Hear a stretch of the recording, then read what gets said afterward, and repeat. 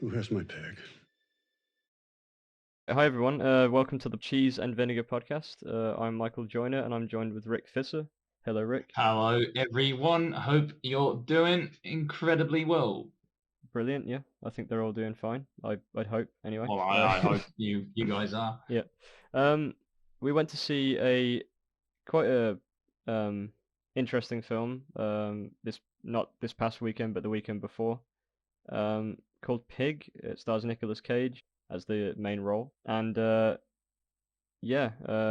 And we're here to review it We're to tonight. review it, yeah. And, it's quite a different one. It's one of the I don't know. Let's I don't know where to start. Let's start with the beginning of the movie, I assume. So Yeah, we'll start with the beginning of the movie. Yeah, well, I just wanted to ask you quickly, actually, before that, about the venue itself, like the film house in Alkmaar, because I don't know, have you been there? I know you've been there before, but like, what's your opinion of it? Like, I had been there before, but I can't recall what movie I saw there because I usually go to the big cinema that's next to it. Anyone who were to live around here, I'm not expecting anyone to have been to Alkmaar, the place where we went to see this movie. But you got the big cinema next to the smaller one, and we went to the small one, which is called Film House in English, obviously. And I usually go to the big one. And you basically you get your blockbusters, your famous big movies, big budget Hollywood movies. Not to say that this movie is in any way a small movie. It's Nick Cage for you know. But anyways, yeah, I had been there before. It's got kind of that smaller, that artsy like feel. You see those smaller, lesser known movies. It's a great way to just if you're kind of tired of your superhero Marvel movies all the time, then you can go watch something else yeah, at this place. And we saw something else, and yeah, it we was did, yeah, definitely something different. yeah. It's And surprising actually. Yeah, my expectations were definitely uh that it was going to be some sort of John Wick film about like him trying to track down. Basically, I'll explain the synopsis of the film in a second, but I thought from the trailer that it was going to be like, oh, John Wick, I'm going to go looking for my lost pet and kill some people or beat up some people. That's what I thought was going to happen when I saw the trailer. But I was exactly.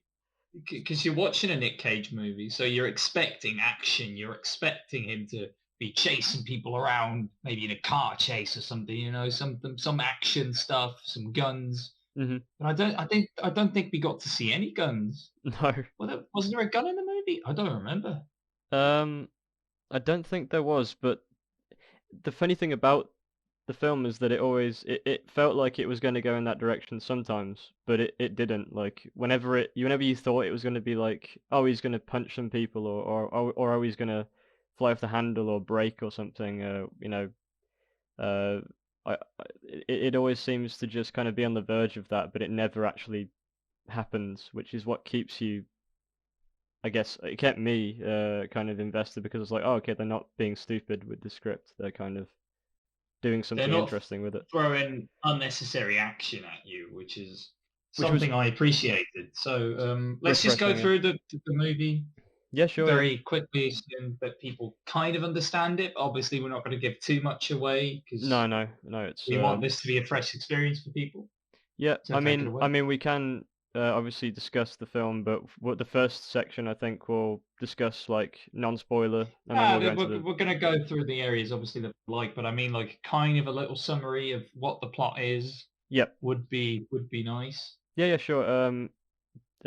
Basically, well, it's classed as a drama slash thriller. This film, according to IMDb, and other sources online. I would also, I'd say it was probably in that vein as well for the most part because it is quite dramatic.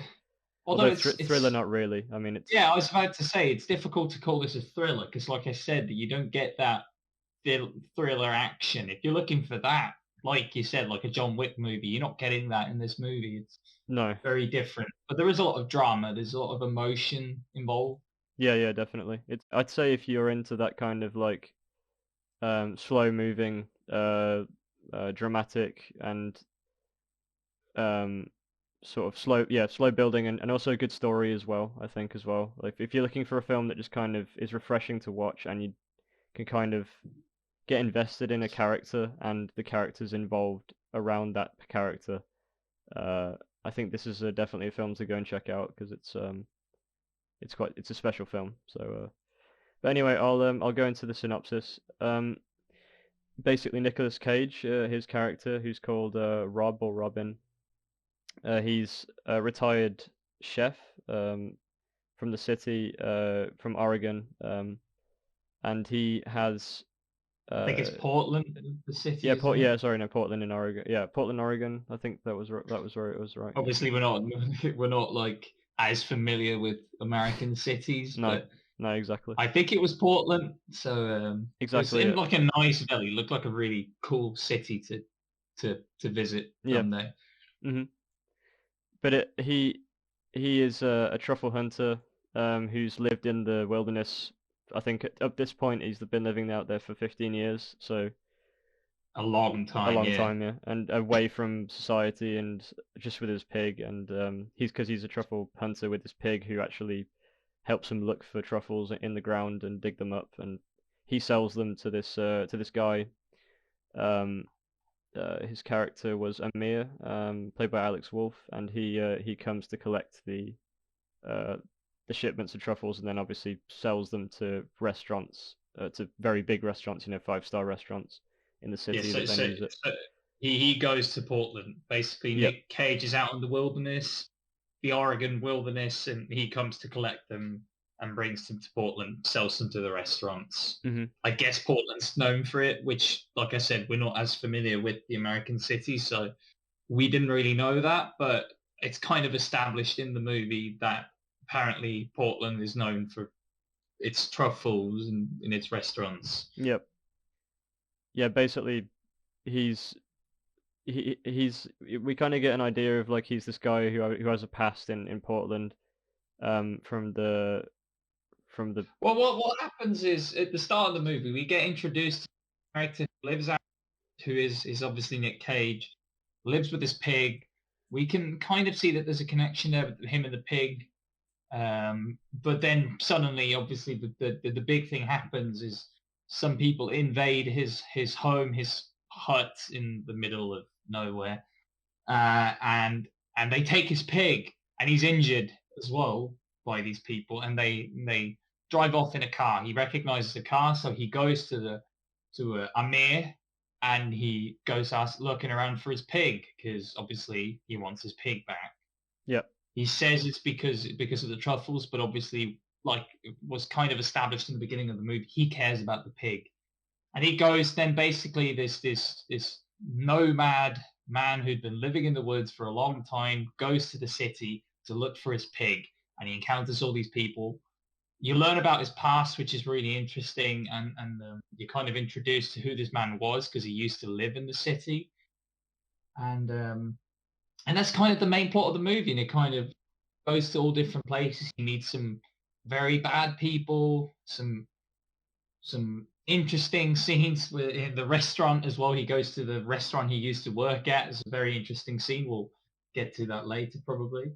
Hmm. And yeah, it's just that's kind of what it was about. And in the end, a lot of emotions are involved in this story. You get really involved, and obviously he goes through a lot because there must be a reason why he moved out to the wild, and you start to understand that when you get through it and you learn about his past and what type of person he was and what drove him to getting away from it all. Yeah. Yeah. Exactly. Uh, Yeah, because it doesn't really touch on everything, which is what I liked, is that you kind of it doesn't explain everything to you, but it's you get the majority. What I loved about it is that you actually learn about his character progressively as the film moves. Like you're not like actually told it in exposition. You're actually learning about it yourself as a viewer, and that's what I really enjoyed about it. Well, yeah, for me, immediately when you're introduced to Nick Cage in a movie, for me, I've seen a few Nick Cage movies. I obviously have not seen all of them, and I think that's the case for you. Yeah, I no, don't I've think I think I've only seen if I, off the top of my head, I've seen um a couple probably. I've seen Ghost. I saw Ghost Rider when it came out. Um, Yeah. I saw National Treasure, the second one as well.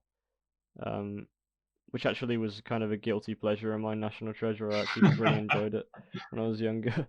I Well, still enjoy it that's now, kind of the but thing with Nick Cage. Nick Cage is kind of hit or miss. mhm, He can make some. He's been in some very good movies, and he's delivered some great performances, and he's also been in some really bad ones. yeah, Or his performances were definitely almost laughable, to the point where it was almost laughable, which is obviously kind of made him, which also contributed to what he is now. He's so well known for for all playing all these roles and all these different characters, and making some good movies, some bad movies, because it is so bad, it's almost, like I said, laughable, and therefore it's funny.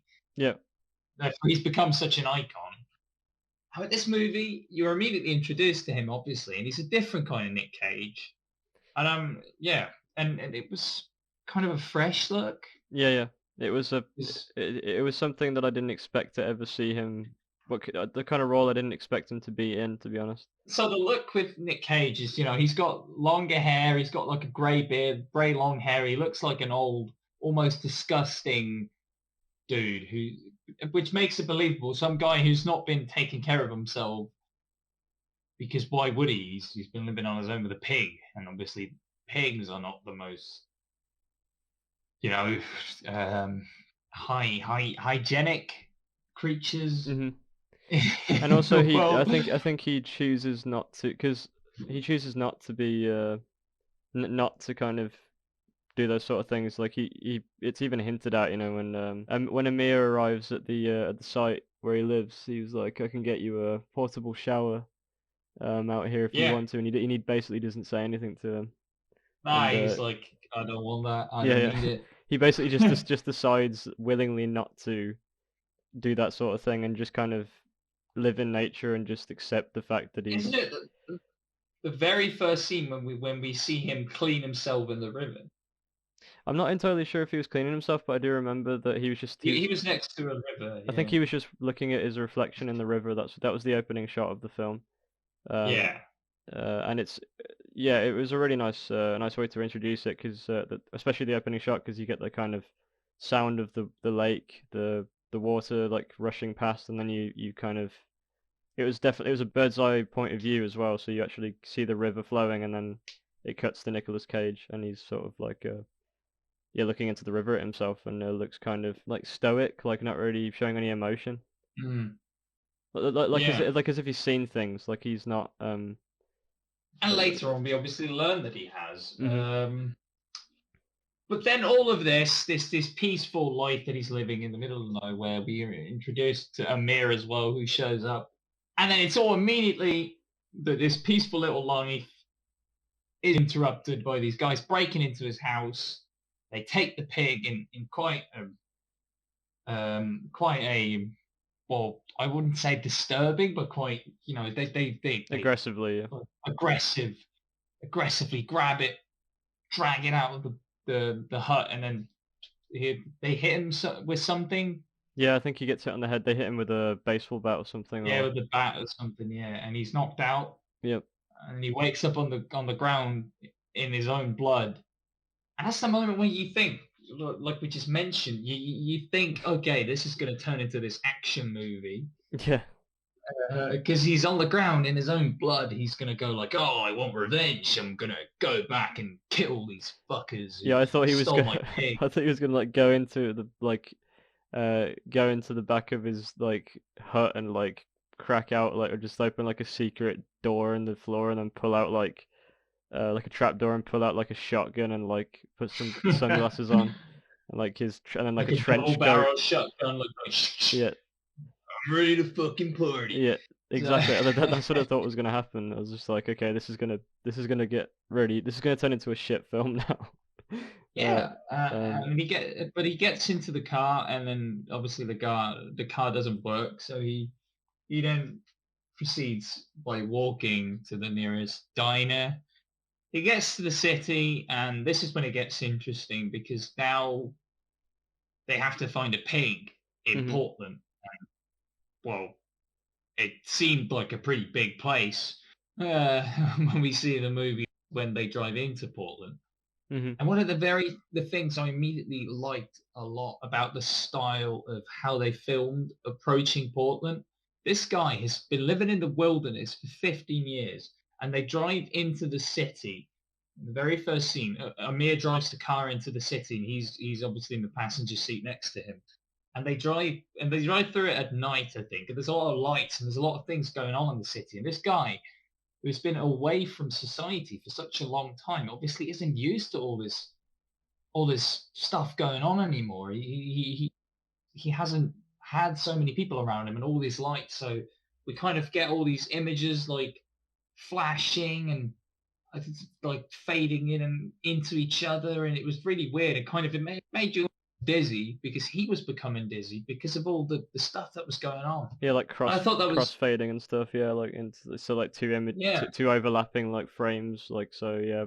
And I It thought that kind of was a very clever way of showing how it was making him dizzy. yeah how far removed he is and Yeah, how long it's been, you know, and how that's affecting him mentally and like sort of almost like visually almost like a representation of reflecting on his past life as well, like that like things coming in from his past life again and like overlapping with his current life and kind of confusing him and disorienting him, I guess. it In was the really disorienting, yeah, even for the viewers. And at this point, we didn't know about his past, yeah, so you're kind of following this weird guy in the woods who you feel like, well, for all we know, has never been in a big city like this. hmm Um, but then the clever thing is, next to that, we also have Amir, who doesn't know what's going on, who doesn't know Nick Cage's past, and that's also kind of us because we don't know about what happened in the past. exactly, yeah. And that was something I thought was really funny as well when they were driving to when they were driving to the city in that first initial drive when they go from the where he lives to the city.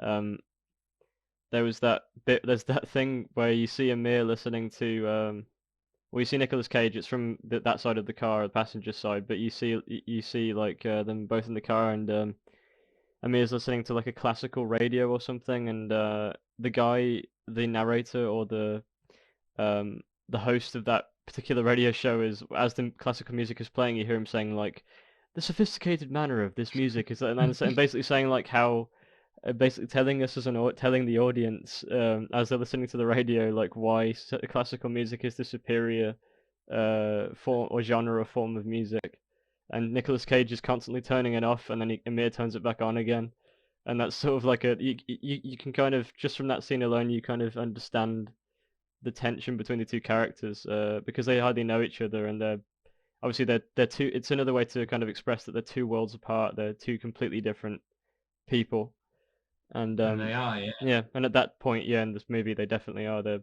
completely like they don't know anything about each other. They they don't relate to each other in any way, and Well, yeah, yeah, one is a city boy who's kind of a rich guy. He's got an expensive car. He's wearing expensive clothes, hmm and he lives in this pretty high-end apartment in hmm Portland. but like yeah, it's a really nice, visually nice way, like another example of a nice way that the cinematography is really elevates the film as well, and it helps the transition into different scenes and helps you understand the characters and builds that kind of suspense and also that kind of feeling of oh yeah, I'm learning about this as it goes along, um, which is something that I really appreciated about it.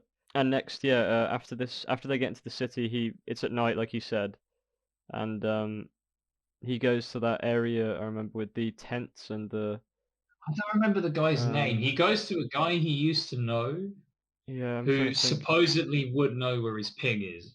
Yeah, I'm looking at it now. He wasn't very important. No, That's all I he wasn't a remember. huge role. No, he was only a small role, but basically there's this guy who he goes into this tent and there's a guy there who is And this is all that uh happening in Portland. That's where they are now, yeah, looking for they're the in pig. Portland, yeah, looking for this pig, and And he believes Robin, Nick Cage. He believes that he knows where that this guy is supposed to know where the pig is. yeah, So he goes in, and now we kind of switch to Amir's perspective, and then obviously Amir is confused, just like we are, because we don't know what's going on. Um, and then they go to the underground hotel place where this guy is as well, and this is the moment where he writes his name on the wall, doesn't he? Robin Feld, he writes on the wall, and basically people have to beat the fuck out of him. yeah, because he's obviously looking for information about the whereabouts of his pig because it's obviously been stolen. But some people punch him, I think it's only and one guy. he has to survive. Yeah, yeah. One guy punches him as like a challenge thing, and he has to survive, or yeah, for like 1 minute, Yeah, he has to basically, and yeah, and be, he does. And then the guy says, "Okay, you've done it," and he tells him where the pig is supposedly where the pig supposedly should be. yeah, Um, and so then they go back to Amir's place because he's obviously injured because he punched. But yeah. we don't know who he is, and Amir doesn't know who he is either, We still don't know, even yeah, though he is who from Portland. we know that his name's Robin, but we don't really know why his name means something to people in the city. And he mentions there that his dad is obviously in the truffle business Hmm. and in the restaurant business in Portland. He's a very rich guy, and he's kind of criminal. He's kind of criminal background stuff going on. They don't really get into it, but he doesn't seem like the nicest dude in the world. Hmm. And with all this Fight Club stuff, underground stuff going on, it doesn't seem like it's the greatest place, and the most legal place in the world. It's almost like the image or the opinion of or um the opinion of who we think he is now. Why he's so revered, at least in my head at this point, was like he must have been some sort of fighter or like famous fighter or Yeah, something, or uh something like that and along those lines, because I didn't think it was anything to do with um what it what eventually. it eventually turns out to be, because it was Yeah, I it really misled me in that respect at this point. yeah, The two characters, Amir and Nick. This is obviously the next day because I think they get in, don't they? And Nick Cage collapses on the settee or the yeah, couch, and I think Amir helps him, brings him in, and he collapses, and then we basically are there in the next morning, and then we find out more about uh, Amir as a character. I don't know if you want to explain that to the audience. well, yeah, Yeah, it's between Amir and Nick Cage. They kind of, oh, Robin. I should call him Robin at this point. yeah, That we kind of learn about them too. They have this interaction the first time that we really see them be nice to each other, and Amir kind of opens up about his past, and he says, my dad was always this he was somebody. He was like this big guy in the business, and he always wanted to become or make a name for himself in the business as well, Amir. And obviously his dad didn't feel like he was up for it, so it was kind of this daddy issues that he's got going on. And then also he explains that his mother died. She killed herself, which is obviously a pretty big thing in a guy's life when that happens to your mother. And also we learned that his dad and his mother were had a lot of issues with each other. They weren't necessarily happily married.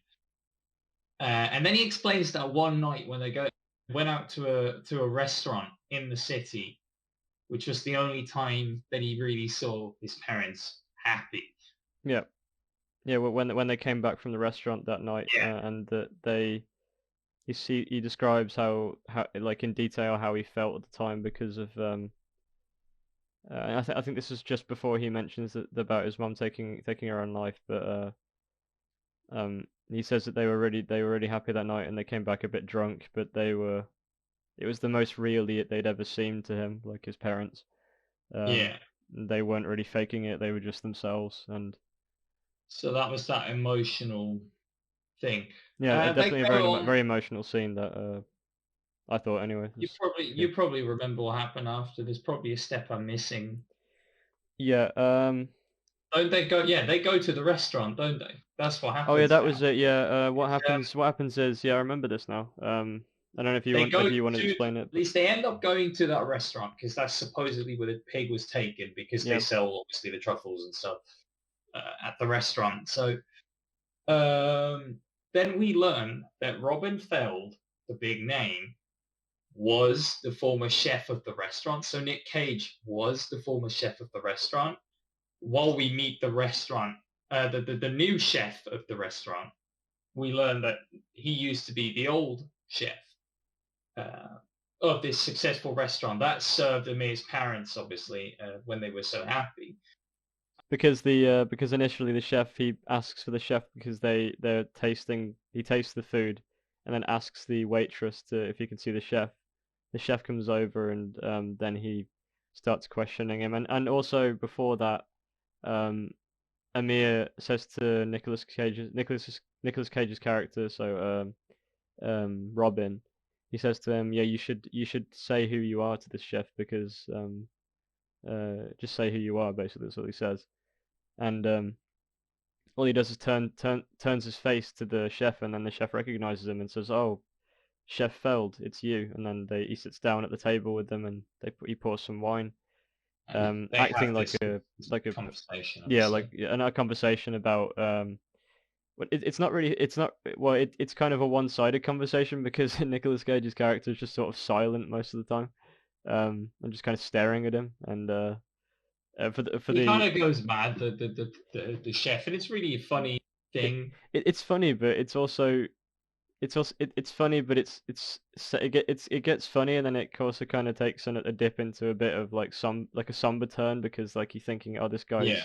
this guy wanted to do something with his life and feel fulfilled as a chef or as a cook, and he ends up working at this five-star restaurant where no one gives a shit about him basically, and that's the gist of the scene. What Um, kind of Nick Cage is telling him. yeah, Uh, from his and I guess a kind of insight into his own experiences and saying like this doesn't matter. Um, none of this does, everything's yeah, fake, yeah, like you said. And that was a really good, really well thought out as well, well written scene. The dialogue was good. Um, the actors were really good. The chef was played by David Nell, um, who has been in a couple of other movies actually that were quite good. yeah, Um, I had seen him before. Yeah, yeah. I Um, don't know his name. I didn't know his name, but I've seen his face before in other movies. Yeah. yeah. But anyways, like, just to wrap up the story until basically the point, it then turns out that the Amir's dad, the big bad rich daddy issue dad guy who lost his wife, Because obviously, and obviously Dave, is the guy who took the pig. That's kind of what it comes down to, and yeah, then they have because the to chef go says get that the pig to him. Yeah. from this the dad, and that's kind of what we're going to leave it now because obviously for most people who are listening to this or would be listening to this probably have seen the movie, but if you haven't, I don't want to give the ending away, so I mean, this is kind of where he has to go. we've spoiled quite a lot, but True, um, but the ending is really when it gets emotional.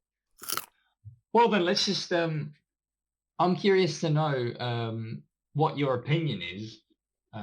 We saw this movie a bit ago. I think it was a week or 2 weeks ago when we saw this movie, and we tried not to talk about our opinions. But I'm curious to know, obviously, from the story perspective, I'd like to know what your thoughts were. no, the story was really good. I really enjoyed it.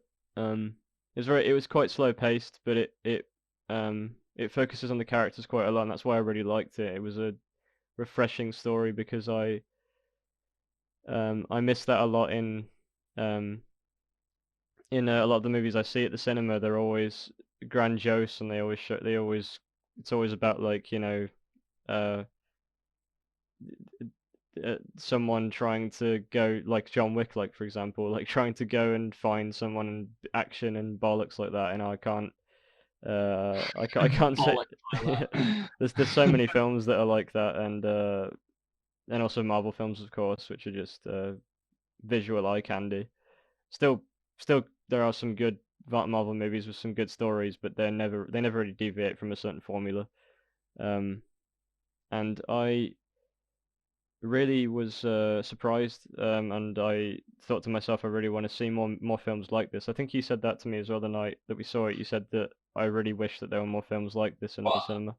I Um, tried to not give away too much about what I thought about the story, but the first thing that came to my mind while watching the actual movie was generally kind of it's a very sad and personal and emotional story, and I kind of you felt the emotions, but not just that. I felt like the movie took its time with mhm. telling, not just telling the story, but letting those emotions kind of sink in Yeah, and yeah, letting us mm. experience what these people are going through. Yeah, like a lot of subjective cinematography. Well, Um, a lot of people can obviously relate with stuff that they have with for instance, their trouble with their parents or something. You see that a lot from Amir. Very relatable, works really well. And we all know what it's like to lose a loved one. mhm. And that's kind of what Robin Feld goes through. And Yeah, it's such a tough thing. And we can see he's kind of like a lot of people I know, and I know I can be like that as well, where you're trying to hide it that this bothers you, like Robin Feld is doing. He's hiding the fact that he's so upset, and then finally, when he does face his emotions, it's a really emotional moment. And I thought this movie really understood how to do that well. mhm. The writers understood where they had to take the viewers to experience what the true goal of this movie, which was to obviously obviously make us feel like this man is going through everything, and it's such a yeah, it's just like I said, very slow paced, but very very because it's so emotional and because they've done it so well, it works. Mhm. And not a lot happened in the movie. In the end, if you watch the movie, it doesn't feel like a lot happened, No, but you did no. go through a lot in your mind. Yeah, And yeah. and therefore, I think the story works, and I was pleasantly surprised by that because I was not expecting that No, no. I Nick Cage movie. definitely not. No, because he's been in two other films this year that were just cash-ins basically, just for him to That's what get I some mean. It's money. So I was hit or just miss. yeah, Nick Cage, it can be really good or it can be really bad. And yeah. for It's me, definitely story-wise, this movie was on the good side yeah, yeah, in a lot of definitely. respects. Yeah. And it was also the apparently it was the director's debut film that he did. Well, that's a nice little segue into the next bit. Yeah. What do you think of the cinematography? What do you think about? Well, you Um. obviously know a lot more about that than I do. Yeah. I I was obviously taking notes during the screening because I wanted to make sure that we got everything down um for the podcast. So sometimes my eyes went away were redirected to my notepad and not at the screen, so I may have missed a couple of things, but not much. Um, One thing I did notice that they were using in this film was an anamorphic lens, which is something that I don't think you'll understand what I mean by that, Rick. An I think you anamorphic lens. explained it before, but Yeah, no, it's basically that a lot of the more interesting things I've seen, like artsy things I've seen, they like to use anamorphic lenses, which are basically built differently to standard lenses that usually are used in film, and they make points of light slightly distorted. So, like for example, with a out of focus points of light in the background in a scene, you'll usually see like round circles for points of light. But with an anamorphic lens, you'll see like almost ovular or like egg shaped, or not really egg shaped because it's kind of like an oval, but it's like a very thin. oval kind of shape instead of a round circle, and it also distorts the edges of the scene slightly, so it kind of gives it this nice bokeh, which is the kind of um the outside of a frame and how it like feels or looks. So I thought that was a cool thing that I saw in the cinematography, that they'd used an anamorphic lens for this film. It really complemented the way that they did the shots. Um, and also a really nice depth of field. They like to use that a lot in the film. I noticed there was hardly any really shots where there was a large plane of focus where you could see everything. It was mostly just kind of focus on the subject and nothing in the background really.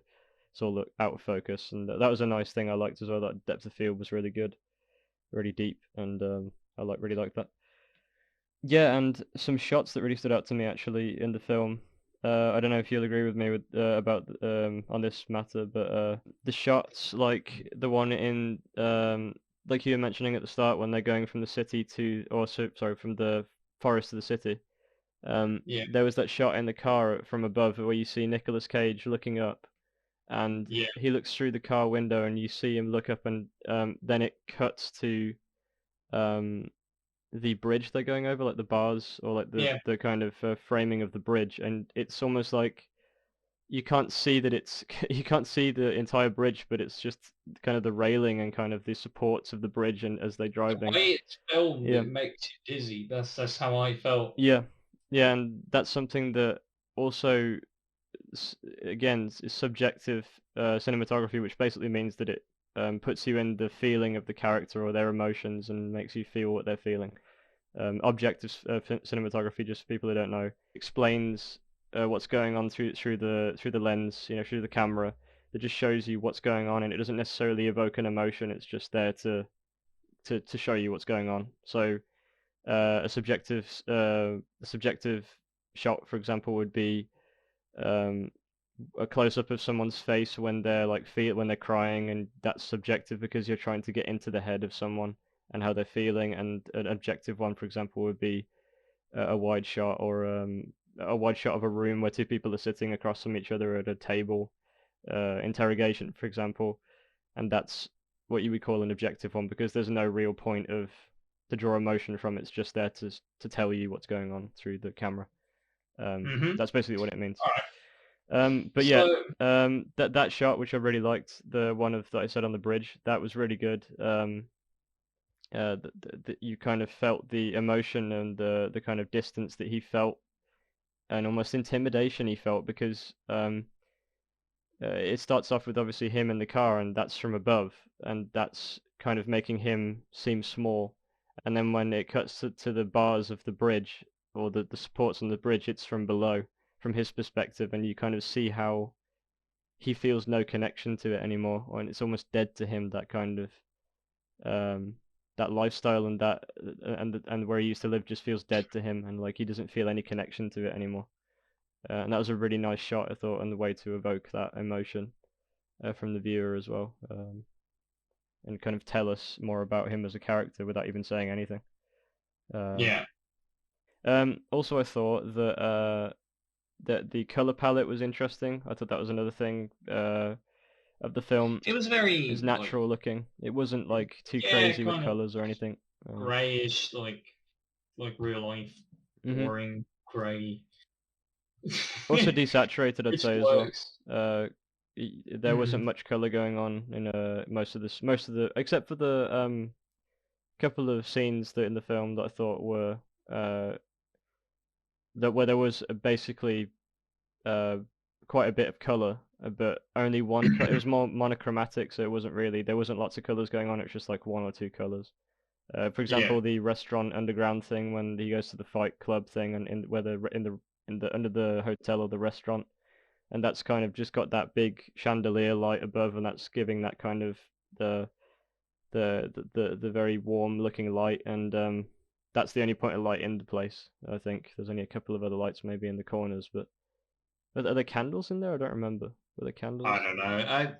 Like I said, I don't. Generally, I don't really pay attention to that stuff. In Mhm. my opinion, for me, it felt like it was pleasant to watch. There wasn't a lot of weird things going on, Mhm. but and it was kind of the cinematography in a lot of ways was kind of basic, I felt, Yeah. but it served the plot of the movie because the movie was going to be a more basic, slower movie. Yeah. So therefore, in my opinion, it fit the movie in a lot of ways, and I really liked that thing that they did when it got really emotional near in the end, and they start shaking the camera, and it became kind of handheld Mhm. weird, and it really made you Oh, you feel mean like the you were in the oh yes. situation. Yes, Yeah. sorry to interrupt. You mean the bit yeah, because the color that color palette comes back in that scene as well. The big the orange light kind of that kind of color. Mhm. It's only 2 points in the film where that color's used actually, where he's in that fighting place, and also at the end when he's in their house and he serves him the food. That is the same Yeah. color being used twice, and I'm not sure if that symbolizes something. I couldn't really make a connection with that, but it probably symbolizes something that I'm missing in the film. Maybe something to do with his past. Maybe that symbolizes the past. That color. I don't know. Be. It's just a nice little thing. It was good to look at. Yeah, and From yeah, and like you said, the handheld was really good as well. The it the made you feel like you were immersed in.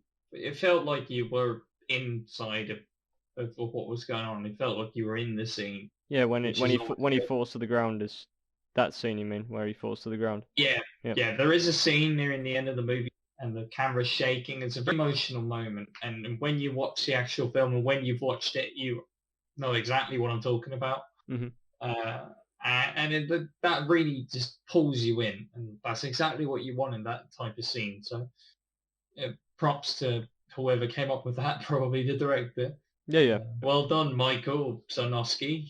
yeah. Michael Sonoski. Yeah. The next thing is the screenwriting, which I thought in some areas was interesting. They went into some weird directions Mhm. in some areas. For instance, when he starts talking in the apartment, he talks about um, Oh yeah, city yeah. flooding. I remember. Yeah, when he says that the whole city is going to disappear and that it's all going to be underwater because of It was interesting yeah, way of having a conversation. yeah, yeah. It worked, He was just and they saying did. to him like, yeah, this whole place is going to be gone.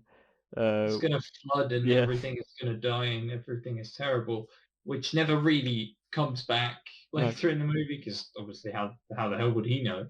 But it was supposed to symbolize some things. So they said they went some weird directions. Sometimes it worked out. Sometimes it wasn't as easy. Sometimes they just kept it plain simple. Like at the start of the movie, it was yeah. very basic. Um, I didn't really understand. but Sorry, another thing I didn't really understand, which is another thing that you just mentioned that about the screenwriting. This is more to do with the cinematography a little bit as well. The underground scene, yeah. when they're in the Fight Club place, they used the shaky cam sometimes. They used handheld for some reason, and it really threw me off. I just didn't understand why, and it kind Hmm. of confused me, and it didn't add anything to the scene. It just made me a bit Yeah, disoriented a little bit, and I I was like, had what? that as well. Yeah. So there were some moments where they picked up the right things, and I definitely think they did a lot of things right. There were also some mistakes in there which, in hindsight, I wouldn't have done. Hmm. Obviously, that's from my perspective now watching it. So during the process, these were decisions they made. But overall, um, I think the screenwriting was all right. I think it served the story. Like the story was, they had a very strong story, and the way they shot the movie, it worked. So it didn't have to be the best screenwriting in the world to make it all work. No. So for me, that wasn't. It was basic, but in a good way. Uh, so yeah, that just served the movie, and they went some weird directions, which I always like. I always like when people like to take risks, even if it doesn't work. Hmm. And this time it kind of did work, in my opinion. Yeah. But they went some weird directions with that flooding thing, which kind of came out of nowhere. And also the thing where he goes to his old house as well and talks to the kid. Yeah, that outside was in his garden, and yeah, that was an interesting scene. I didn't expect it to happen. yeah, um, but it's really yeah, I think it worked as well. Like when he was talking about where's the fruit tree. I don't remember what tree it was exactly, but he says where's the tree gone that used to be in the garden, and then the kid's yeah. just like It's like he it's was gone. I talking think. about these weird things, Yeah. and in a way that also makes sense because this guy's been removed from society for a long time, so he would be talking about the other things that maybe wouldn't be playing in our minds Mhm. were things he was concerned about and thinking about. So that was interesting, showing his removal from society. So yeah, Yeah. I thought it was because they tried to do different things. It was pretty good. Yeah. All right. Yeah, and I also like the way that they spread those out as well. Those little moments with his character. It kind of slowly sort of it weaved its way into the story where you're able to have little moments with his character where you could kind of as the story progressed, you learnt more about him through those little moments with him, and I really like that. Um, that it wasn't just exposition like I used to be a chef, or whatever, or you learn Yeah, like. there was no No, there was narration. no I narration, think no was good. exposition. That's what you'd say. Like, yeah, Yeah, like no one's saying to the audience or telling the audience through a character like what's going on, or yeah, it yeah. was That's good. all self discovery, and I really liked that. Yeah, It didn't think the audience was stupid. The film, that's what I really liked. It yeah. respected the audience as the viewer. Made us think, made us feel, and that's what you want from a movie. So I guess that's a nice transition into the final segment of our podcast, or of this first episode, and that is the scoring and the opinion of both of us and what we thought. Both, I'd say, after maybe how you felt after the actually being there at the cinema and having seen it, and then now after a week or 2 weeks of letting it You want me to digest. score? You want me to score like give you two separate scores because I don't think they're going to be too different.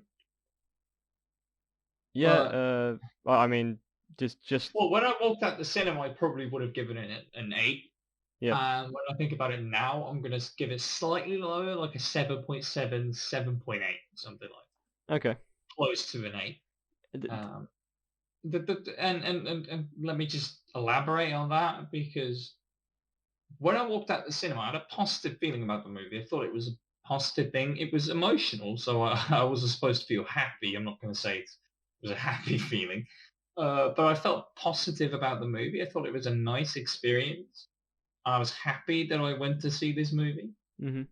Um, come to think, or when I was thinking about the movie now for a couple of weeks, I've realised it wasn't as good as probably I thought it was initially, but it is still a very solid movie. And what I really like about it, and that's why for me a 7.8 is a very solid score Mhm. because obviously like a 10 is unreachable, a 9 is already absolutely incredible.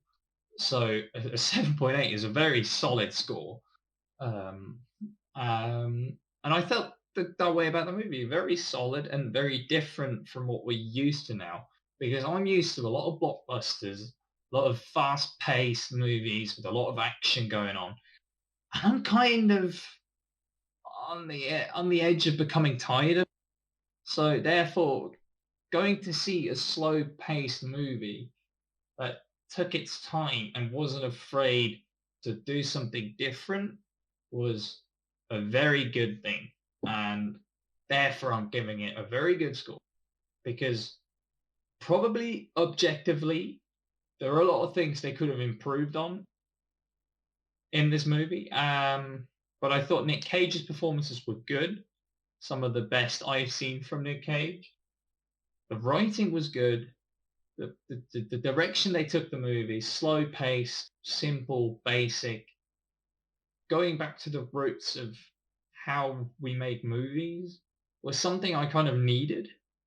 Therefore, a solid score, a solid movie, and I definitely recommend it to people to go and watch it if you're like me and you feel like watching something different Mhm. instead of the same stuff that's being, just thrown in our face all the time. Yeah, So yeah, 7.8. cool. Pretty well done. Nice job, Michael Sarnowski. Yeah. No, I agree with you on some points there. Well, the majority, I'd say. But one big difference for me is that when I initially came out of the cinema, I didn't feel as like it was as good as I like it now, actually. Um, Hmm. I say I was sitting around a 7.5 to 7.6 when I came out in terms of score. I was a Yeah. bit like on because I think like you said, it's because I'm so used to seeing a particular type of film when I go to the cinema, Yeah. and I guess because I've grown up with all these movies that kind of don't really that they've all been blockbusters. I think my entire life I've never gone to a cinema to just see a film that's just been made with love and not been uh taken through the process of people reviewing it and reviewing it again and then doing another Or review of it this has to be and kind of basically like you chew it down to the point where it's like all made to be the perfect little thing that everyone is going to watch and it's going to make the most amount of money. yeah, exactly. Yeah, I think that's what I was trying to say, trying to get across. Yeah, there's that it feels like it's not been on the factory belt and they've just like people in a factory making toys. It's not like they've just been putting the arms on and like putting like all these things and just putting like every movie is just the same. It doesn't feel like that. It feels like it was a unique experience. And Yeah, I therefore you give it. therefore, well, as I was going to get to that one second, I was just going to say that um, because of because it was so jarring to me when I came out of the cinema because I'd never had that experience before. I was sitting at that kind of score, 7.5, 7.6, um, because I didn't really know how to process it at that point, and Yeah. I guess I didn't really process everything that had gone on in the movie as well, because it was a lot to take in emotionally. But now I'd say I'm sitting at a yeah, maybe an 8.4, 8.5. Wow. Yeah, really Jeez, high that's score. high. It's really good. That's Yeah, it's a really high really, score. really high. God. I mean, Okay. it's obviously the first episode, and we haven't really got anything to compare it to yet in terms of True, true. scores. But I'd say that But if you were to compare it to another movie, let's say you compare it to one of those blockbusters, if you were to, what kind of grade would you give Avengers Infinity War, Infinity War? uh, well, it's a completely different film. But if I was to Yeah, but I'm put this curious to compare against, it now. yeah, sure. I mean, I'd like to hear your opinion as well if you compared it. Yeah, but I probably give this film compared to Infinity War. Yeah, again, I don't know. I'm not changing my score. I'm still sitting around Okay, an eight and a half. what would you give an Infinity War then? Infinity War in comparison, that would compared to this, Oh, but what maybe kind of score would you give Infinity War oh, you mean from if 0 to 10? okay, 0 to 10. If you give this an 8.5, what would you give Infinity War? Which is, for me, the perfect example of how to do a blockbuster movie. Okay. Um, as a blockbuster movie and as a fit the film that it is, I'd say it's an 8, maybe an 8 point between an 8 and 8.2, I'd say. All Um, right. So you're giving this higher than that. That's yeah, yeah. interesting because I definitely would not do that. No, But no, that's but obviously people have different opinions. I believe, like I said, this might sound a bit weird because I just talked about how you're kind of tired of the blockbuster thing, but it's because we've seen these. Because Infinity War is kind of the pinnacle of what a blockbuster movie should be. mhm, They go around from point A to point B. These different characters, but they've done it so well. Therefore, it works really well, and there's a lot of action involved. So for me, this isn't up there with an Infinity War. This movie, I would say Infinity War is a better movie. mhm, Um, but this is still, because it's so different, very, very solid. Because even though not a lot happens, and it's a much more low budget than an Infinity War is, and because of those reasons, in my opinion, it's good. Even though maybe in terms of story and in terms of writing, it shouldn't be up there. It is because of you see what kind of resource they did it with, and because they did such a different thing. Yeah. I Definitely recommend it to people. Definitely go watch it. yeah, it's something that you won't regret seeing. Even though like we said at the start, the trailer does not do it justice. It's a completely True. different film to how it is being portrayed in the trailers. So just go And it's out also quite and see it. short. It's not one of those like 3 hour movies that you see a lot. I An think hour and a half. yeah, I think it's an hour and a half, isn't it? Hour Yeah, 30 something minutes. It's not that long. it's very short. Just very much like how it used to be, like a couple of years ago. And it's refreshing Yep. to see that again. So definitely go watch it. I think that was it. But I've said everything. Yeah. I've said everything I wanted to say. Any final words for you, Michael? No, I think we covered everything. But there are a couple of other things probably that I would have covered in terms of cinematography, but I don't want to go too deep into that because obviously I'll go off on a tangent if I do that, so I'm not going to do that. No, you can do that another day. You Yeah, can I'll do make your that. special little podcast about that. Yeah, exactly. Yeah. People who will love it. I'll People save love it. that. I'll save that for the separate podcast. You probably shouldn't invite me then, Just, because ju- I don't know enough about it. it's just going to be called Vinegar. So, Just vinegar, yeah. because you're the vinegar, I'm the cheese. A glass of vinegar. That's what it'll be called. Thank you for sitting out this one. It was probably a very long one, but it is an interesting movie. Definitely worth watching. I hope you found something in it, and if you've seen the movie, I'd love to know what your opinion is. So, yeah, I don't know how, but through Michael, you can let us know what you Yeah. thought. Through our website, you can let us Share know your what you think. Comment. Obviously.